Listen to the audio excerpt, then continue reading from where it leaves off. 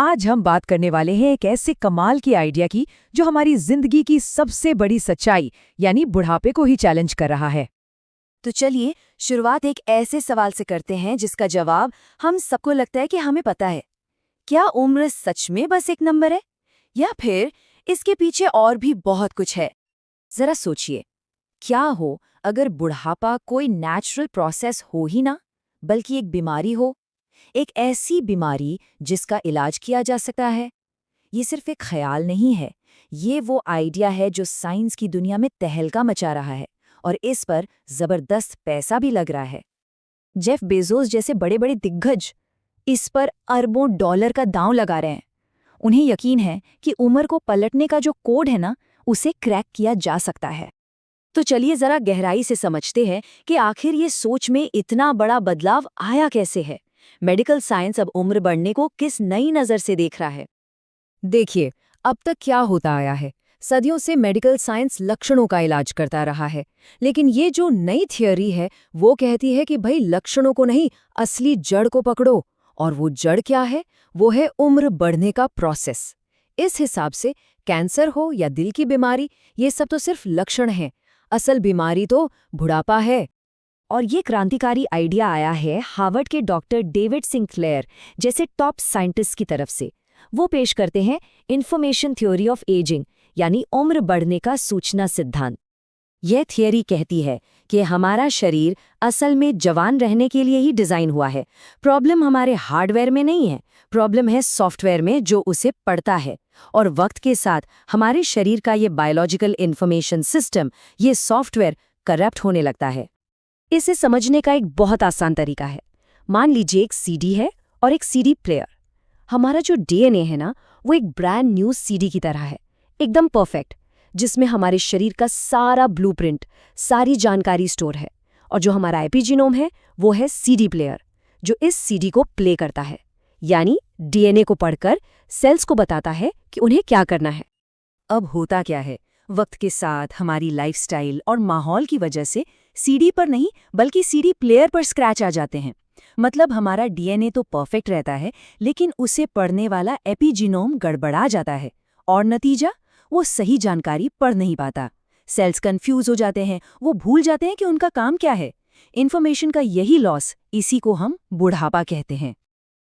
तो फिर सबसे बड़ा सवाल यही उठता है, क्या इस स्क्रैच लगे सीडी प्लेयर को ठीक किया जा सकता है? क्या हम अपनी बायोलॉजिकल घड़ी को रीसेट कर सकते हैं?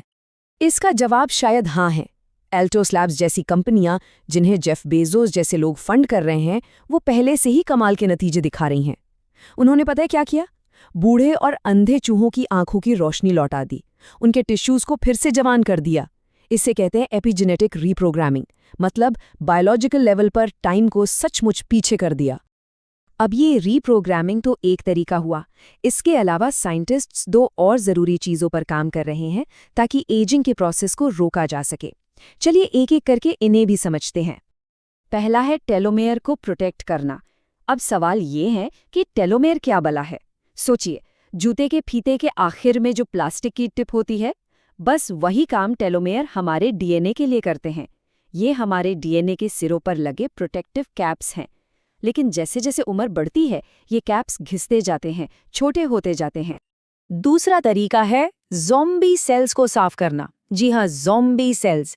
ये वो बूढ़े और खतरनाक सेल्स हैं जो मरते नहीं हैं, बस शरीर में पड़े रहते हैं और अपने आसपास के हेल्दी सेल्स को भी खराब करते हैं। इन्हें खत्म करने के लिए सेनोलिटिक्स नाम की दवाएं बनाई जा रही हैं, जो इन ज़ॉम्बी सेल्स को ढूंढ ढूंढ कर मारती हैं। ठीक है, तो साइंस तो बहुत जबरदस्त लग रहा है, लेकिन अगर ये सब इतना ही कमाल का है तो फिर एक बहुत बड़ा सवाल मन में आता है कि ये बुढ़ापा रोकने वाली दवाइयाँ आज हमें मेडिकल स्टोर्स पर क्यों नहीं मिलती? आखिर इस रिसर्च और हमारे बीच सबसे बड़ी दीवार क्या है? जवाब बहुत सीधा है लेकिन हैरान करने वाला। दुनिया की सबसे बड़ी हेल्थ संस्थाएं जैसे कि WHO और FDA, वो बुढ़ापे को बीमारी मानती ही नहीं है। उनके लिए ये बस एक नेचुरल प्रोसेस है। और यही सारा खेल है। अगर कोई चीज़ बीमारी ही नहीं है तो उसके इलाज के लिए कोई दवा अप्रूव कैसे होगी? हो ही नहीं सकती। और इसी एक नियम की वजह से कंपनियां सिर्फ सप्लीमेंट्स बेच पा रही हैं, असली दवाएं नहीं। अच्छा, एक मिनट के लिए मान लेते हैं कि ये रुकावट भी दूर हो गई। तब क्या? तब हमें इसकी सफलता के बहुत गहरे नतीजों के बारे में सोचना होगा, क्योंकि इसके साथ एक बहुत बड़ा वादा जुड़ा है और उतना ही बड़ा खतरा भी। एक तरफ तो है एक शानदार भविष्य का सपना, एक ऐसा भविष्य जहां लोग सिर्फ लंबा नहीं जिएंगे बल्कि सेहतमंद रहकर लंबा जिएंगे।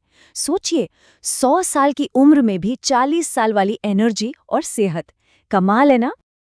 लेकिन सिक्के का दूसरा पहलू भी है, एक डरावना पहलू, एक ऐसी दुनिया का खतरा जो दो हिस्सों में बंट जाए।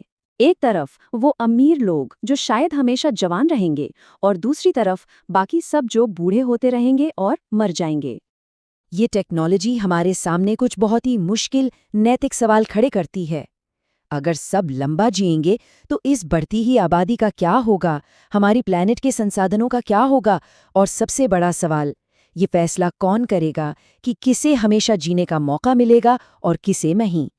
तो देखिए, ये भविष्य अब कोई साइंस फिक्शन मूवी की कहानी नहीं है, ये हकीकत बनने की कगार पर है। और ये हमें एक बहुत ही ज़रूरी सवाल के साथ छोड़ जाता है कि क्या इंसान को समाज पर इसके असर की परवाह किए बिना हमेशा जवान रहने की इस दौड़ में आगे बढ़ते रहना चाहिए?